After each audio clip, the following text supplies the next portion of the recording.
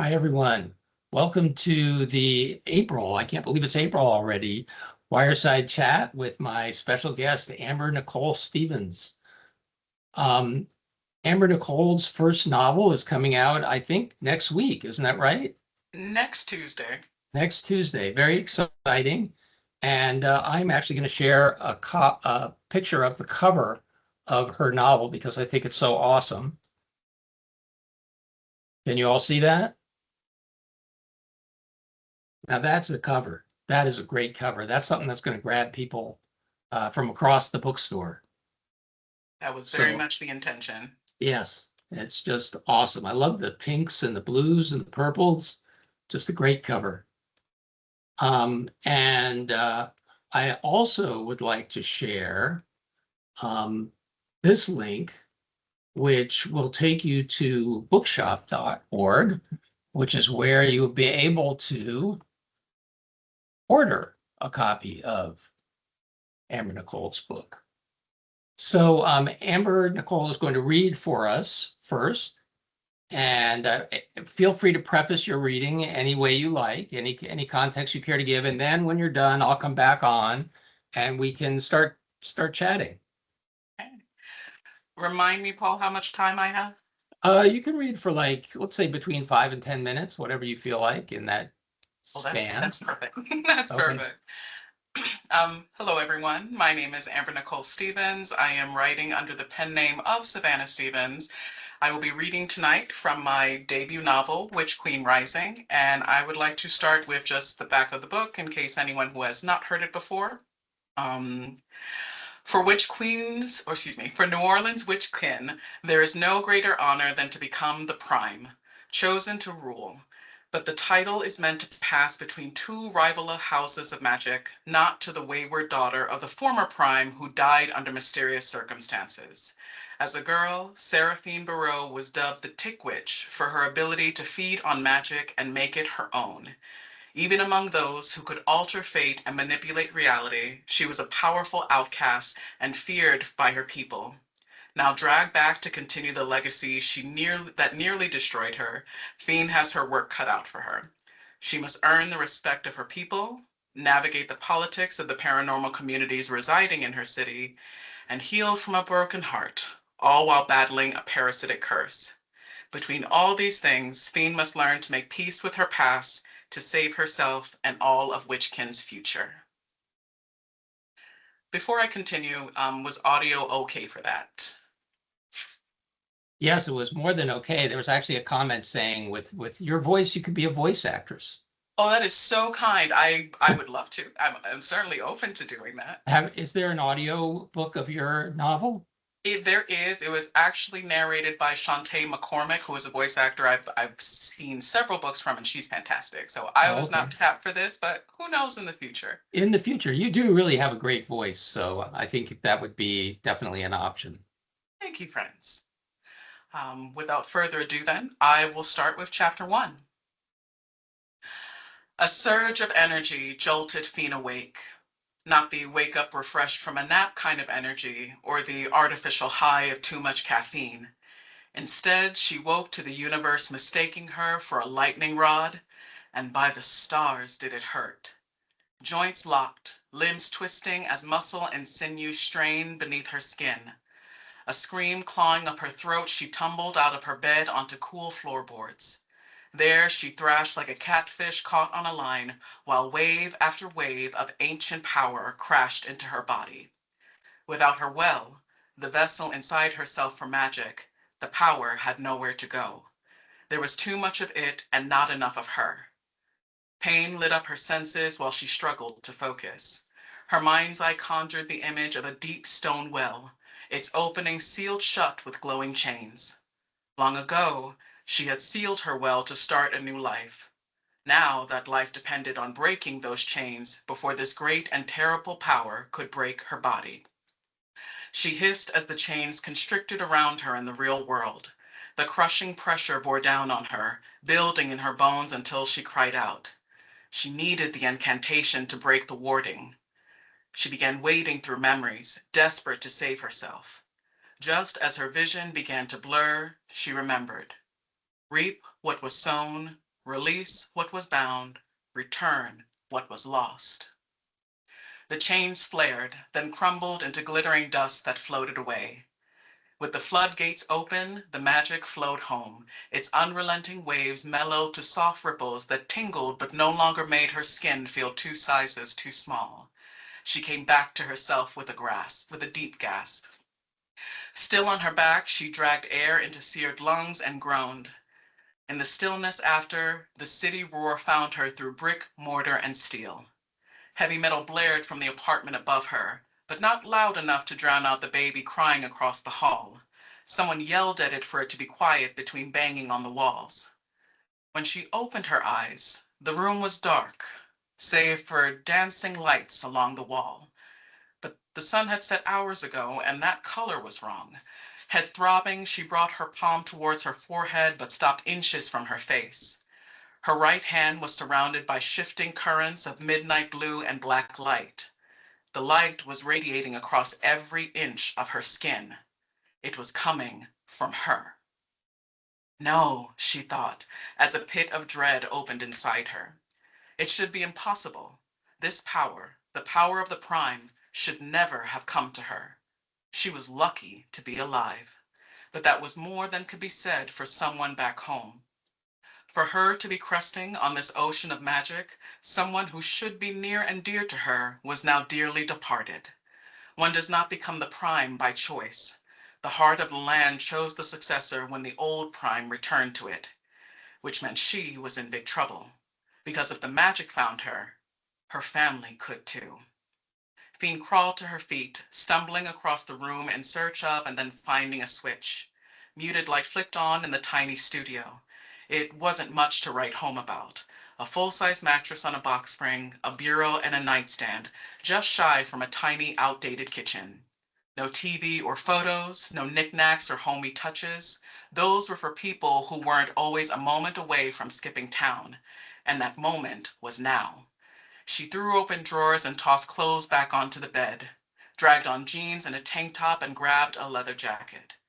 The scent grounded her, helping her push away the instinct to panic. She started ticking off the steps she'd planned for just this moment. Rent was paid. The landlord knew if she wasn't there the first of the month, she wasn't coming back. Her emergency bag was in the car, already stocked with 2 weeks of toiletries, water, and non-perishable foods. She would call work once she was out of the city, as they'd otherwise be expecting her in a few hours. She scanned the bare room. Nothing stood out as essential. There wasn't anything she couldn't do without, which was good because she could never come back. As a dark presence from the south broke over the horizon of her mind's eye, she faced that direction. The feeling crept closer like storm clouds rolling in. They were already in the city. She stuffed everything she could grab into a carry-on bag and bolted for the door. Outside her building, her 1970 Plymouth Barracuda waited for her. She tossed her bag in the trunk and climbed in. The monstrous engine roared to life and she sped off into the night. She went from waking to on the road in 12 minutes flat. She hoped it would be enough. Heading north with a single-minded focus of the hunted, she wove through traffic as fast as she dared. As the presence grew closer, the shadow she'd sensed earlier became a pressure in the back of her skull. By the time she was halfway out of the city, it loomed like a tidal wave. Her grip on the steering wheel tightened until the leather creaked beneath her fingers. She'd spent 10 years hiding. Now, despite all that careful, calculated isolation, it had only taken them 25 minutes to find her. But if she could get across the river, she could find her safe house and ward it with her power. She could stop the car, Seraphine. A man's voice in her mind made her jump and she narrowly missed rear-ending a cab. Cursing under her breath, she got the car under control and accelerated again. Seraphine Barreau, stop this car. Saints and stars, she yelled. By this time, the voice wasn't in her head. It was right next to her in the passenger seat. She veered down a side street and parked. When her heart crept down from out of her throat, she glared at her new guests. Sharply dressed in a patterned tuxedo and top hat, her mother's steward regarded her with equal parts scorn and satisfaction. A sigh heaved out of her. Of all the people they could send to ferry her back, why did it have to be him? Time to go home, he said, his Yat accent thick. He grabbed her hand, and the static tingle of magic surrounded her. Every cell, every fiber of her being charged just before she was pulled back to the one place she dreaded returning to. She'd closed her eyes against the nausea of teleportation, so it was her nose that told her where she landed. The air was rich with the scent of mossy trees and deep water, jasmine and witch hazel. She was back in New Orleans. She was home. And that's the prologue. That is so awesome. Thank you so much for sharing that. I want to remind everyone that if you have questions for Amber-Nicole or comments, please put them in the chat. So many things I would like to talk to you about and ask you about. I guess the first thing, though, is I just want to comment on the lushness of your prose and the gorgeous attention to detail in your prose. Everything is described with such just caring and attention. So I want to ask you, how do you build your scenes and your settings with that level of attention to the description? Well, it is certainly a process. I wish I could say that that naturally flowed out of me. I'm actually the type of person where I need to get all the skeleton down. So I need to get the beats, the dialogue, this, that, and the third. And then once that's in, that's when we start coming back for the feelings. The most consistent feedback that I actually get from my agent is, where are the feelings? And so it is not something that comes naturally to me, but it just I start thinking of all the things that I would want in order to be immersed into a world. And so I try to approach things from all five of the senses, six depending on which part of the book we're in, and I just try to build it out from there. As a longtime lover of fantasy, one of the things I especially appreciated about it is the ability to lose yourself in a book. And so I wanted to write stories that were like that. Here's a great question I'm going to pull out of the chat. Do you have a background as a witch, or were you inspired by something or someone, or a mix of both? Um, I've been affectionately referred to as a witch for most of my life. As you may or may not see, I have fangs. We fully committed to the brand. I have claws. It's a whole thing. Um, I would consider myself pagan and a spiritualist, but I don't know if I would call myself Wicca or witch in the way that most people would think of it. Mhm. Um, One of the other things that, and I want to just, far be it from me to contradict your agent, but it seems to me that that feelings are so present in what you read and what I've read. I mean, I've almost finished your book now. I was racing against time. I wanted to finish it before we had our event tonight, and I was reading as quickly as I could, but I couldn't read that quickly because it's so beautifully written. So I had to also pace myself, you know what I Mhm. mean? So anyway, I feel like, there's such strong feelings on every page. And I think that's a testament to the approach that you've taken of kind of going back multiple times and layering in the various elements of your story world. Mhm. How many times do you go back and revise a piece, or this piece, for example? I think seriously. Actually, no, let's start from the beginning. So, finished the book, I believe, June-ish of 2021. I did that to try to get into a fellowship, which I didn't get into. Came back for another round of revisions to query the book. And then after querying, I went through major revisions. So, I guess 3 to 4, I would say. Okay. Okay. Um, so actually, as long as we're on this topic, we might as well keep going. Why don't you tell us your journey to publication, which you mentioned was a relatively short one. It was entirely nonsensical. Um, I had been hearing horror stories from people for months at this point about how people's writing careers essentially go to die in the query trenches. And I am an organizer and a planner. I'm also a plotter. And so I quite literally went through every agent profile on querytracker.com in the US to make a spreadsheet with rounds of all of the agents that I essentially plan to go and query for. The first agent I queried, who rejected me in less than 24 hours, mind you, told me do not give up, do not lose heart. That he had been rejected 292 times before he got his one offer of representation. And so with that in mind, brain said, oh, we need a spreadsheet. We need lots and Yeah. lots of things. Um, Only for me to happen to be stumbling through my manuscript wish list on Twitter at the time, and I saw this lovely woman who mentioned that she was a junior agent who was opening herself up to queries at the beginning of the month. I went and I looked into her, into the agency itself, liked what I saw, and I said, let's see what happens. And so 6 weeks after starting querying, and she was my sixth agent, I received an offer of representation. That's fantastic. And so I did a whole bunch of legwork in Yeah, order to stumble upon my agent. right. But I feel like all of that stuff happens for a reason. You were getting yourself mentally into the space that you needed to be in. Oh, I was prepared for pain. Like the way people talk about it, it's traumatizing. And so I was just trying my best not to be one of those people, or to do everything in my power to avoid that. So take us step by step through the journey. So you apply through manuscript through this Manuscript, agent.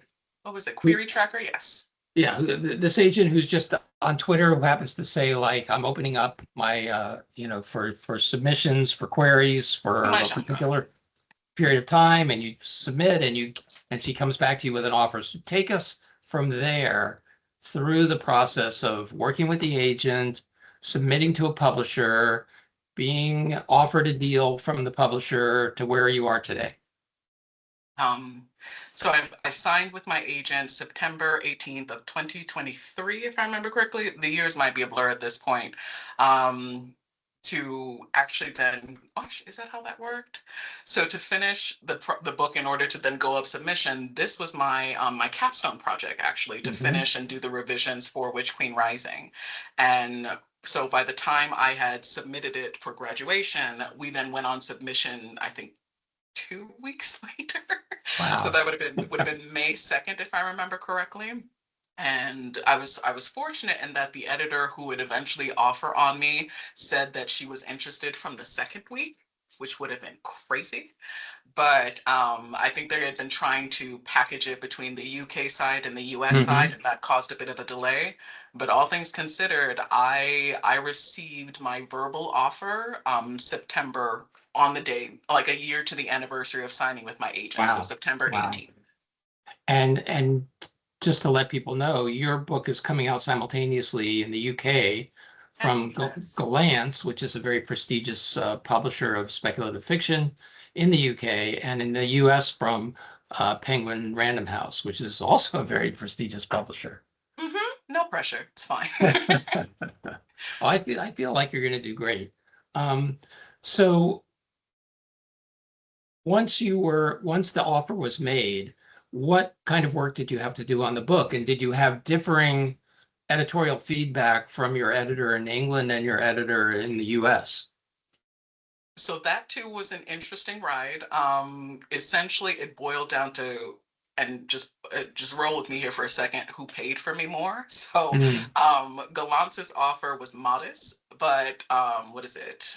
Who are those people? Ace actually, it was a nice deal. I was offered a mhm. six-figure deal, and Oh, that's so great. at that point, Gollancz said, "This is your baby, so you can do most of the editorial work." Okay. I was fortunate in that there were no cuts. Now that I think about it, I really just, I think I added maybe 10,000 word, like whatever there were gaps in that the editor thought was, that's pretty much what I added to the book. Okay. Again, I was very, very fortunate. And you sold, I mean, this is the first book of a two book deal. Hmm. So did you already have the second book written No, when, no. So still not written. so where are you now in terms of like completing the second book? So I am 85,000 words of what I'm hoping to be 100,000. Okay. When I queried the book, it was 93,000, and it got up to 136 by the time it was ready for publication. And since this is my first time writing a sequel, writing the conclusion of a Yes. duology, I wanted to have, again, what I thought would be the good framework for the novel. And then between my agent and my editors, and I have a proposed list of additional scenes, we'll see what needs to be added from there. Yeah. Let me pull another question out of the chat. Do you see yourself in any other author? Are you inspired by anyone? The very first author that came to mind was Toni Morrison. Yeah. If in case it shows on the screen, I actually work for Syracuse University, and come to find out, Toni Morrison had worked for Syracuse Mhm. University while she had been on the East Coast. Between her, Octavia Butler, James Baldwin, that is my holy trinity of Yes. writers, Yes. personally. But in terms of fantasy, I would say, of course, Anne Rice, Laurel K. Hamilton, Patricia Briggs, Kim Harrison. Mhm. Who else? Else? Sarah Douglas and Jacqueline Carey. Those were Mhm. like my formative, like deep immersive writers I remember reading. Yeah, it's interesting they mentioned, Baldwin and Morrison, and actually even, um, oh gosh, why am I blanking on Octavia Butler? Hmm. Because Octavia Butler is known more for science fiction in the Yes. speculative world than she is for fantasy, even though I suppose you could say that Kindred is sort of a fantasy novel. Um, and then, of course, Morrison had elements of fantasy. I guess you might say magical realism in some of her Hmm. work, like Beloved, of course, is definitely Baldwin, not so much, just a beautiful writer. Um, so I'm curious about what drew you to the fantastic side of things, the fantasy side of things. So I was fortunate in that I grew up with a poet. My mother is a poet. She is also a writer. I grew up surrounded by books, but oddly enough, I was the fantasy child of my primarily science fiction family. And while I Interesting. have deep appreciation for it, happy to watch it, but I always, how can I phrase this? I think science is just magic we understand, and I'm Hmm. drawn to the unknown, is I guess is how Uh-huh. we'll say it. That's Um, great. and so, Well, so your mom was a poet. mhm, All amateur right. poet. Well, I mean, I feel like now I have a more of an understanding of your facility with language. I mean, you must have. What does your mom think of your writing?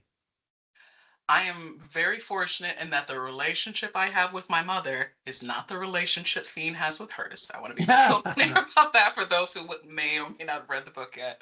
But how can I repeat the question? I apologize. Well, I'm just curious what your mom and your family think about your work Oh, if they're she all adores like it. science. Yeah. Well, good. As My she my should. mother reached out to me today asking me if I could find some sort of like Temu-like shop that will put the book cover on earrings because she wants to walk around with Oh, a book cover earrings of my book.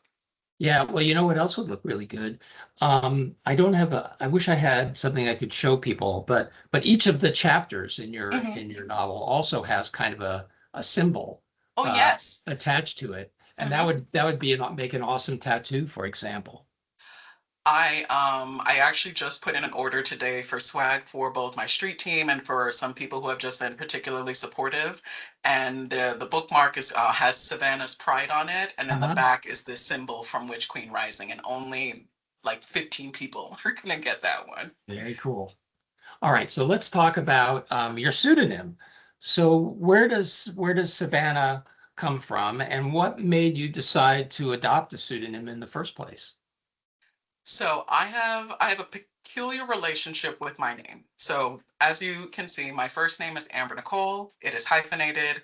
I can introduce myself as Amber Nicole. People can hear me referred to as Amber Nicole, read my name as Amber Nicole, and then for some reason they will still just call me Amber.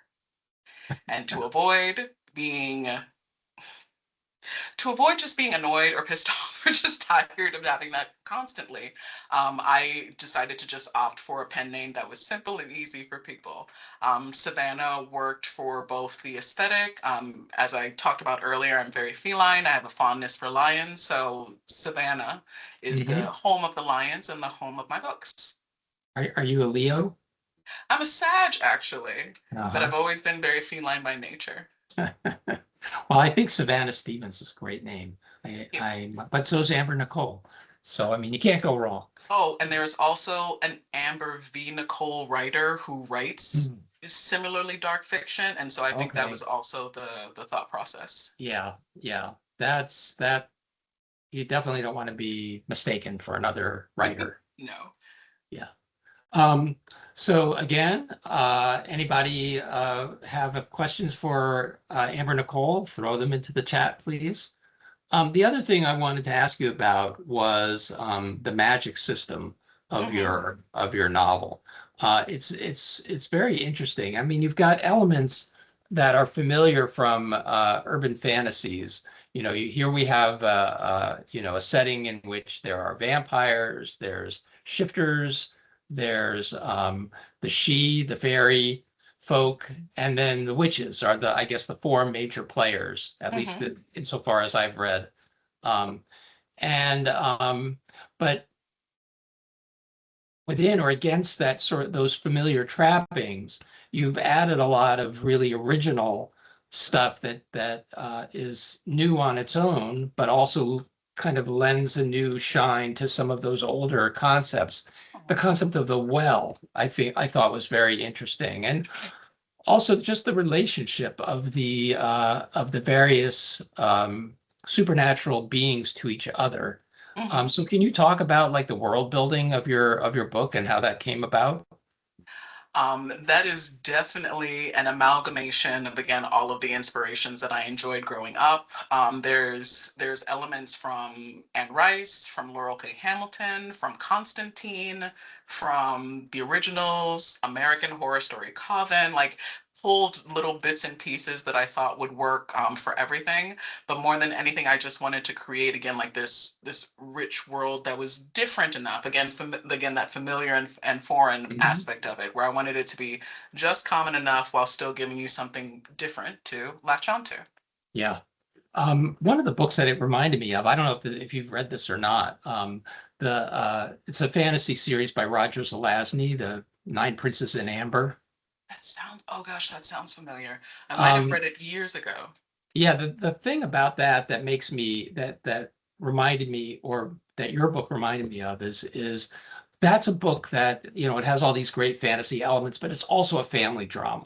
It's also about the connection between, this extended family, this large family Hmm. that has a lot of water under the bridge, a lot of resentments, a lot of old Hurt ties, and feelings. yes, exactly, all that stuff. And that is I feel like that, you have a lot of exciting things going on. Like I mentioned, your magic system is really interesting and fun. Um, there's a lot of, scary stuff that's happening here.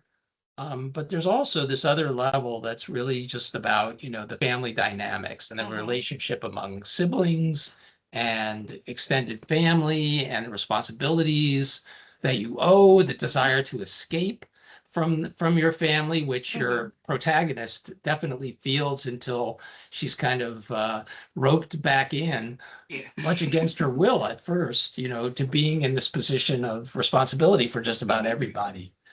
So I feel like that's something that makes your book really stand out among fantasies, is how much it's um, geared to the exploration of these family dynamics. Hmm.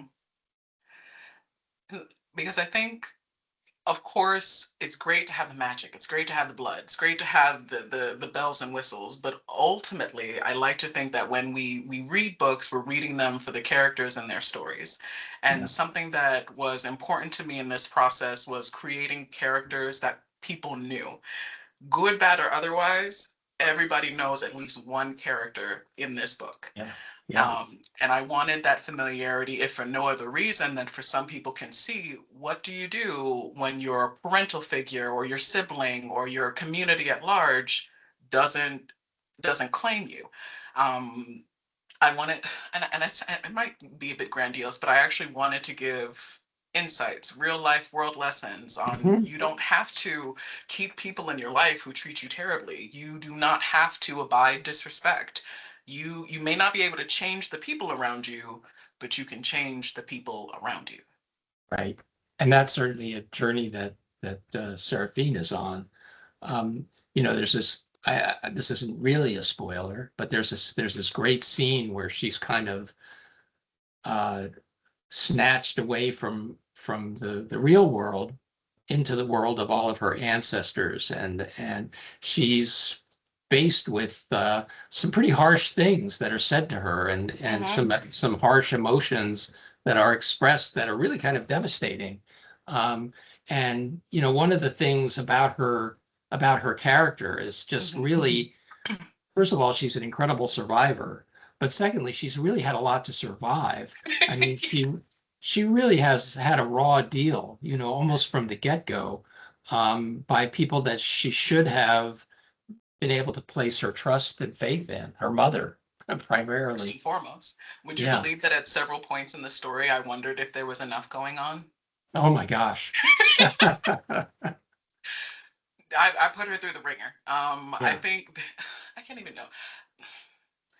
Fiend is a product of survival and resilience, which I think is something that most people can appreciate. Most people are going to gravitate towards an underdog, if for no other reason that we have all been through it in various Hmm. ways. Um, but I also wanted to humanize her in a lot of ways. Like she does have some moments where she breaks, where she feels, where she falls apart, and I feel like that's a part of the strong female protagonist that we don't get Yep. to see very often.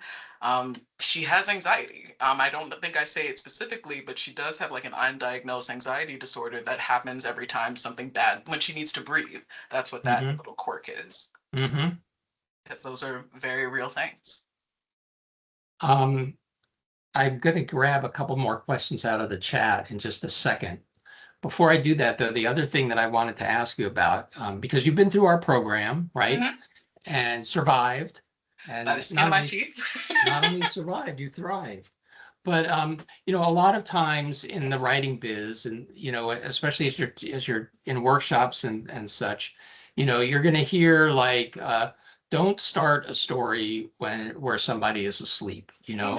Don't start a story where just a lot of confusing stuff is happening, and the reader is going to be like overwhelmed and wondering what the heck's going on. But that's exactly how this story starts, and Yep, you manage to pull it off. It doesn't It's like you take something that you were perhaps warned not to do. Maybe you absolutely took was. it as a challenge and said, I'm going to do it anyway.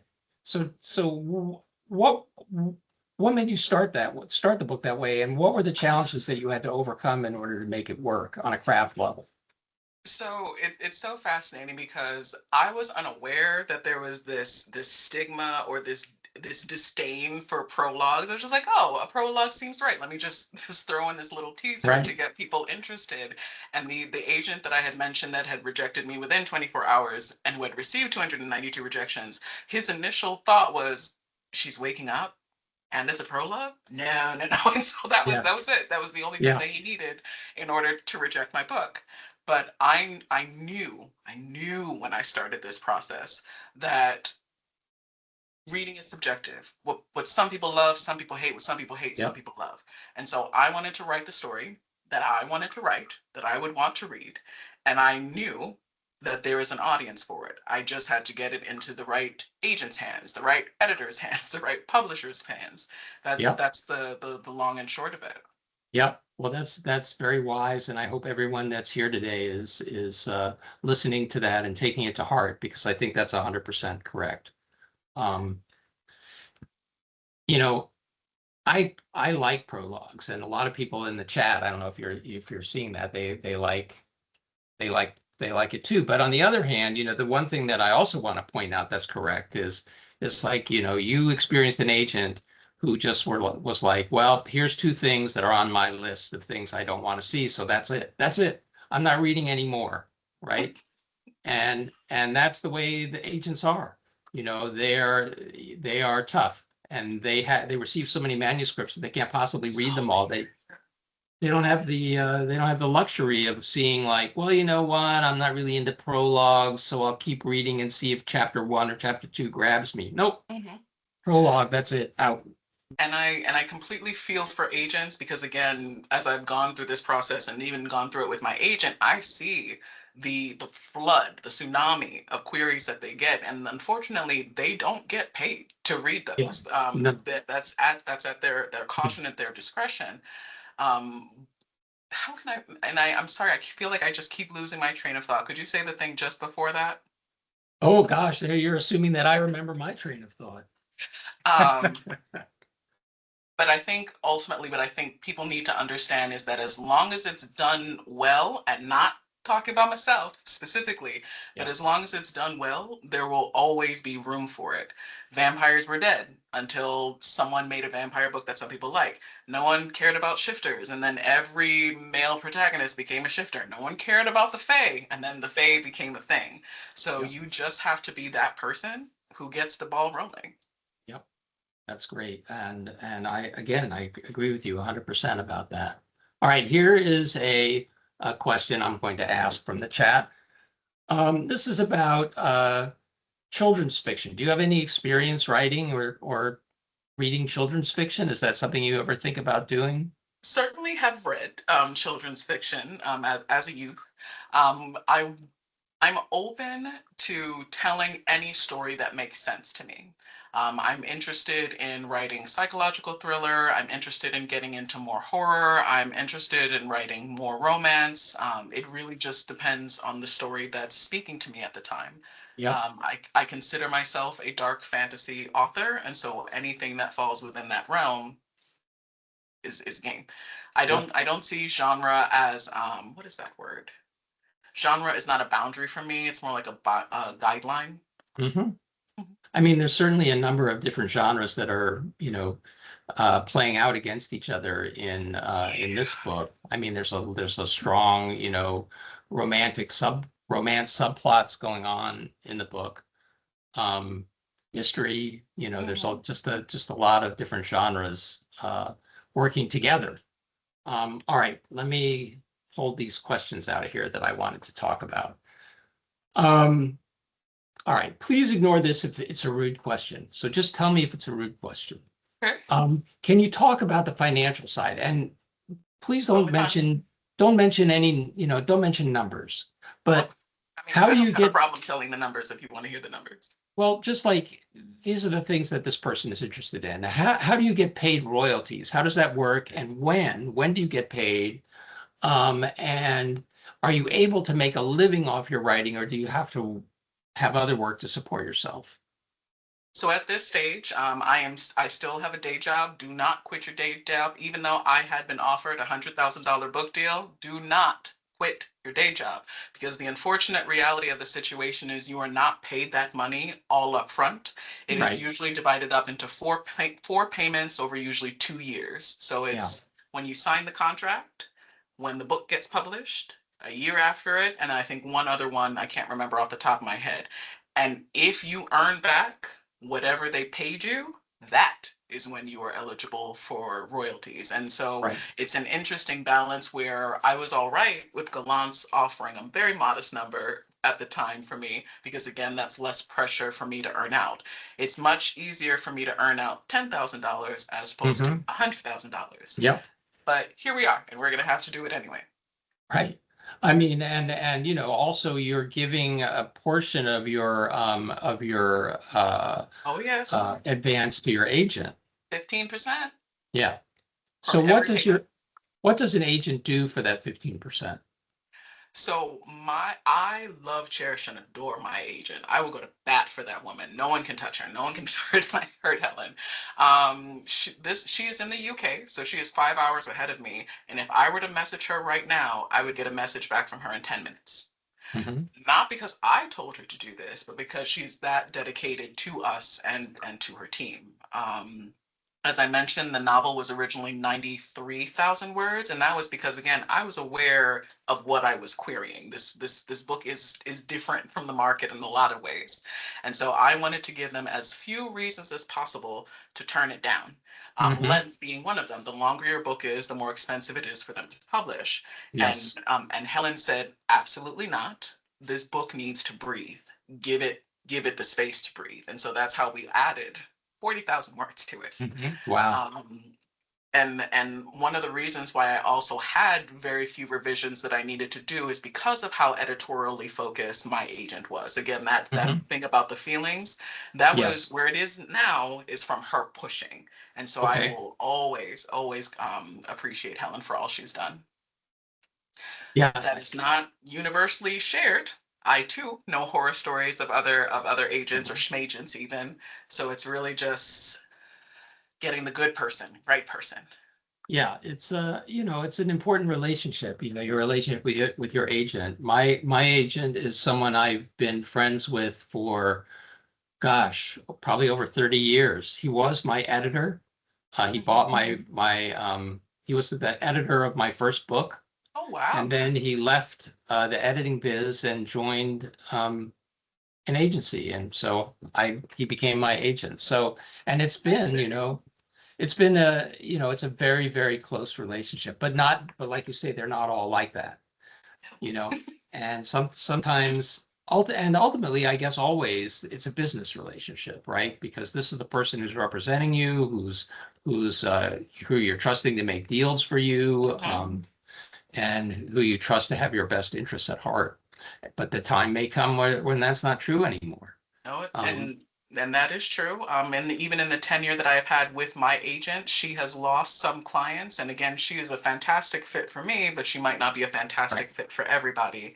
And if Yep. I remembered what I had lost my train of thought about earlier, which was that as you are querying your book or you're trying to get your book out there, you are trying to find a series of soulmates for your book. And I don't use that word lightly. You are looking for an agent who is going to champion your book, an editor who is going to champion your book, because there is so much rejection along the way that it's not just oh, I think it's a commercially viable book, so let me sell it.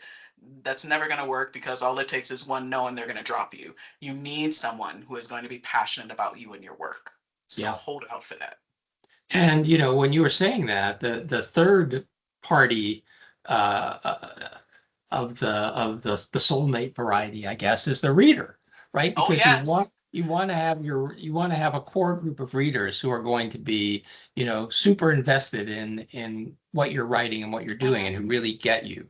So when you're writing, do you write with a particular reader or readers in mind? Do you have like your ideal reader that you're sort of aiming towards as you write? Well, I remember that being an assignment that I needed to do, which was to get my target audience, which I believe I answered as BIPOC, queer, or female identifying readers between the ages of 25 and 40. I think that was like the broad category. Yeah. But ultimately, I wanted to write the stories that I like to read, and I wanted to just stay true to that because I feel like if you're chasing trends or you're chasing tropes, you're always going to be behind the curve first and foremost, and then you're not going to again be passionate about something that you will have to fight for. So for me, it was I'm going to write what I want to Mhm. write and trust that there is a market for that. And Yeah. so far, so good. Yeah. Well, I have to say, it's so refreshing to listen to you talk about all this. You're a young writer. You're just about to publish your first book, but you're speaking with the wisdom of an older writer, the writer who has like been through a lot and suffered a lot and come to a place of understanding and acceptance. Mhm. So I really I want to compliment you for that. I think that is going to stand you in good stead, because you're not going to get a swollen head. You're not going to let the ego of it all is not going to overwhelm you. I feel that very strongly. You're going to be able to stay focused on your writing and on the important things that matter in the career of a writer. I just maybe whenever I sent you that email about being announced as an Amazon pick, Yeah. that's the first moment in this process that I stopped doubting my skill as an author. Okay. If that tells you anything. Yeah. Well, I stopped doubting your skill as a writer within the first page of reading Oh, your novel. So, here's another question. Are you planning on staying with this genre in the future, or do you have a different idea for future projects? If so, would there be issues with your publisher if you pivoted? Mostly, I wonder what happens when an author decides to do something different. so my publisher has first rights options, which is whatever story I come up with next, they have the first rights to be able to Yeah. read it and decide whether or not they want to Now publish it or not. that's the next book that you do after the sequel. Correct. Yeah. Yes. Okay. And I have at present at least five different story ideas that I've been tinkering around with. Hmm. Female rage seems to be real hip right now, so we Yeah. might be veering in that capacity. But I also have this like grim. So in the story where they say necromancers don't get brought back because what comes back isn't them, is because it opens a portal to like a necromancer world where essentially people are using zombies and undead for chess pieces. Like Oh, that's a wow. story that's like in the back of my head that I want Uh-huh. so much to Uh-huh. dive into. Yes, Um, very cool. I don't think Ace will be interested in that one, and I've made peace with it because again, I didn't do this. I didn't do this for the money because Lord knows the Right. money is not guaranteed. I did this to tell the stories I wanted to tell. Right. And I mean, I think one thing to stress for our listeners is that, you might be with a particular agent for a long portion of your career, Hmm. like I've been, and like you might be with your agent, but it's very unlikely that you're going to be with one publisher for the duration of your career. You only sell a book or two books or maybe a trilogy or something. But generally speaking, you're going to be represented or published by a lot of different publishers over the course of your career. That's just how it works. Unless you're somebody like John Scalzi, who signs like a multi-million dollar contract with a single publisher for a set number of books. Huh? Very, very unusual publishing deal. One of my agent siblings, she writes contemporary romance. I can't remember what it is, but she actually wants to branch off into another genre, and she is staying with our agent Helen, but is also seeking additional representation for that Oh, work. So interesting. that you can, as far as I know, you can do that. Yes, it's funny you mentioned that because I have interviewed I can't remember who it was, but I did interview a writer a few years ago that had also done the same thing where he had one agent for one of his genres. I think Mhm. it was I think maybe he wrote like most of his stuff was adult oriented books of whatever Mhm, genre, mhm. and then he also was branching out into like middle grade or something. That was just Oh, something that was that's a jump. so That's a big jump. yeah, and it was so foreign. I mean, the agent really couldn't represent him in that. He just had no contacts, no experience, so Mhm. they were able to work out a deal where essentially you had two agents, and so I think that is possible. Mhm. These days, the publishing world is changing so quickly. So Um, much. I feel like agents are more open now to arrangements that they might not have been open to in the past, and the same is true of Mhm. publishers. If you look at the success of Daggermouth and a couple of other books, where again they became very commercially successful as indie books, but then they Yeah. get picked up and get the validation of traditional publishing, and they get a book that they already know is Yes. going to make them money. It's again, it's a business at the end of Yeah. the day. Yep. And we had the last month we had a word for word panel of two women who were, very knowledgeable in the publishing industry, and Jane Friedman was one of them. She's And amazing. yeah, she really knows her stuff. One of the things that she said was like, the thing that's like really hot right now in publishing is basically publishers picking up these indie releases and Hmm. re-releasing them. And we were kind of talking about it or thinking about it in the context of well, later anyway, of the context of that book. What's it called? Shy Girl, that was just Oh, dropped from its publisher for the writer or editor, depending on who you believe, having used AI. yeah. Um, and but it speaks to the her publisher was so eager for that book, so Hmm. eager to grab something that was an indie success and published it traditionally, that they probably didn't vet it to the extent that they should have. And I will never sit here and say that my editorial team were not on top of me, but No. I know from, again, ongoing conversations with other authors, the less work that an editor feels like they have to do for you is the less amount of work that they're going to do for you. Right, right. That's it. Let me ask you about, since I brought up AI, what are your feelings about AI as a writer? I believe, broadly speaking, that AI is a tool that can be used to address many of humanity's problems. Do I believe that that should be creatively? No, personally. Mhm. I personally would not, how can I phrase this? Part of being a writer is honing the skills of being a writer. If someone else is doing that for you, you are not a writer. I actually had an unfortunate incident where I commissioned character art for my characters, and I had been given line art. I had been given a time lapse of them doing the work, and come to find out that it was AI. Oh, gosh. And of course, then was very upset because I had already posted these things to the world, Mhm. and then of course had to take them down because I, as an artist, as a literary artist, recognize the time, effort, and energy that I have put into my work. And if for no other reason than the fact that AI was trained on our work without our Yes. knowledge or Yep. consent, I can Yep. never get behind that. I can Yeah. never get behind that. Yeah. Um, I'm glad to hear you say that. I feel exactly the same. Um, but I was interested in what you said about commissioning character art. Was this art Mhm. that you had commissioned just for your own use to help you better visualize your characters in the story? No, I think I saw someone in the comments talking about the influencer age. I am not an influencer. I am not a content creator. I come across as a very extroverted person, but that's because I know I have to be an extroverted person in this process. If I left to my own devices, we wouldn't even be probably doing this. And Hmm. so, commissioning the art, creating all of the graphics that you've ever seen me posting, that's me, again, using the skills that are available to me to market myself. Because Okay. until recently, it was just me. Yep. And Very so interesting. I Well, I will do mean, what I need to.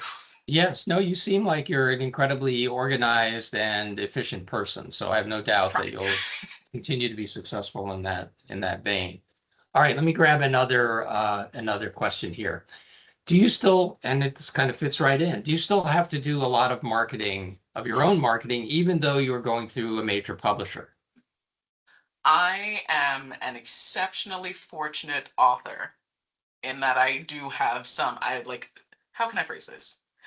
From roughly the cover reveal to maybe January was all me. That's only my word of mouth, posting, sharing, so on and so forth. And that's just because publishing knows, and their will say in their wisdom, that you're not going to need that much exposure until much closer to the book.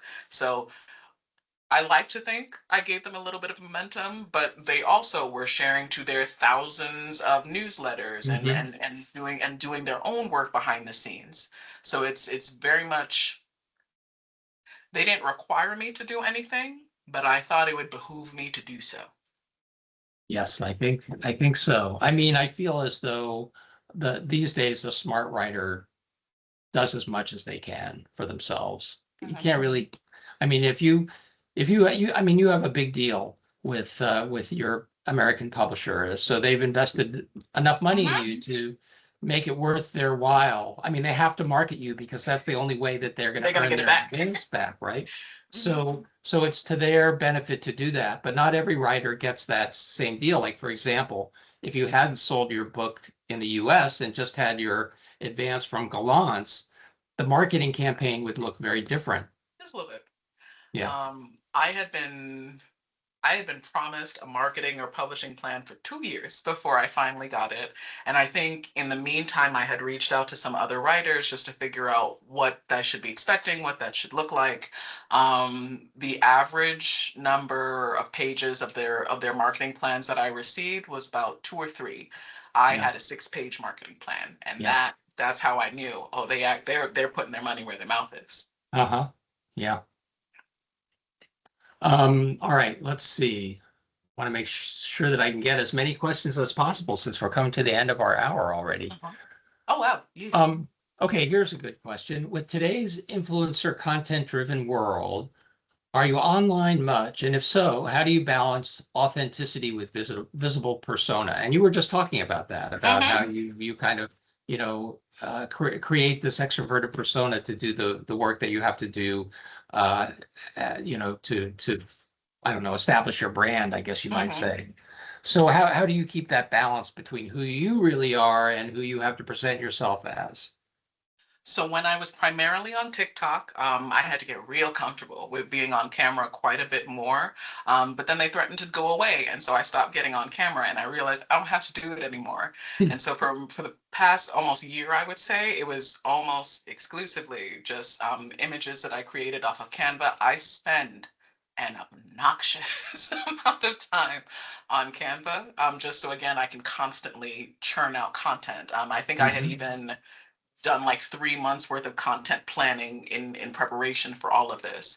So for me, I only do and I only post the things that again make sense to me. I'm not going to get in front of a camera and be bright, bubbly, and effervescent when that's not who I am as a person. It was very much finding what worked for me, and that is still very much a process because I know I have to get on camera very soon. Yeah. Well, what's lined Like up for this. you? What is lined up for you in the near future, like around the launch of your book and everything? So I will have my in-person signing next Tuesday. I am going to be having a podcast interview with We Publish Beloved, I believe, the following Saturday.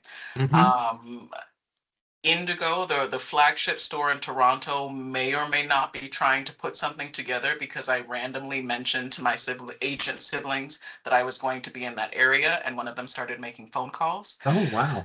Yeah, it's a wild ride. I keep telling Yeah, myself. yeah. But I admittedly kept that week light because again, I'm still also a working professional. I took Hmm. Monday, Tuesday, Wednesday off, but I will have to go back to work Thursday and Friday because bills still got to get paid. Yeah, right, right. The glamorous life of a writer. My job knows that they have me until 2030. Um,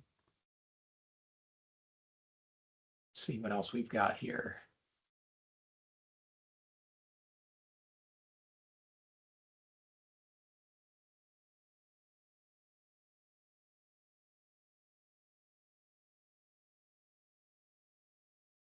Oh, what about the world of streaming and TV and films? Has there been any interest there in your book?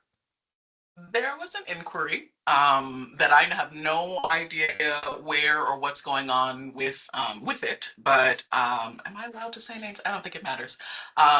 But I did not know that Andy Serkis has a production company, but Oh, apparently he wow. has a production Yes, he company does. Yeah. and Wow. reached out to read it. I don't know what has happened since then. I don't know whether or not they lost interest or not, but even just having that is kind of crazy. Yeah. Yeah, it's very cool. Well, I mean, you think about it, your story is set in New Orleans Hmm. primarily. Um, that's a very photogenic city, Hmm. full of atmosphere, and you've also got all this gothic stuff going on, and it's very sexy in places. So I could definitely see it being picked up I somewhere. hope so. Yeah, I hope so as well. I could say, hey, I knew that person. Um, yes, I'm going to throw the link to your book into the chat one more time so that anybody who might be interested in pre-ordering it, and pre-orders really help the author, by the way. Um, Yes. Ooh, so fun fact about that. mhm. Um, the it is a vicious cycle in publishing where publishers do not push authors unless the market responds to them, but the market cannot respond to people that are not pushed to them. So one of the ways that Yeah. publishers know whether or not to push someone is pre-orders, because Yep. pre-orders is I have already given you my money when it's not even available. So Yeah. if you want to support an author, pre-order. Yes. And if you want to support this author, pre-order. I mean, there's 21 people here in the chat. And if you take Amber-Nicole out and me out, that's 19 people. 19 pre-orders, that'd be pretty good. Oh my So gosh. just You're think under about no, it. Just it think would be about kind if you did, but you're under no obligation from me. it. However, I will fail you if you don't. No, I'm just kidding. Oh my. Of course I won't do that.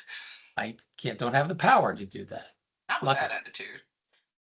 So anyway, that really brings us to the end of our night. Amber-Nicole, thank you so much for reading for us and sharing your wisdom and you know your steps that you've taken so far in your journey. And I'm really going to be rooting for you in the months to come. I hope you have a fantastic launch and the book does really, really well. Here's hoping. And again, Yeah. thank you so much for having me. Thank you for SNHU for taking a chance on me. And if anyone has any questions, please feel free to reach out to me on any of my socials. If you would like to email me, it's savannahversebooks@gmail.com. So I'm available and I'm happy Yep. to help any other writers. And I'll be happy to forward anything to Amber-Nicole if anybody wants to do it that way. All right, and Amber-Nicole, let's stay in touch. We'll most definitely do. Have a good night, everyone. All right, good night, everybody.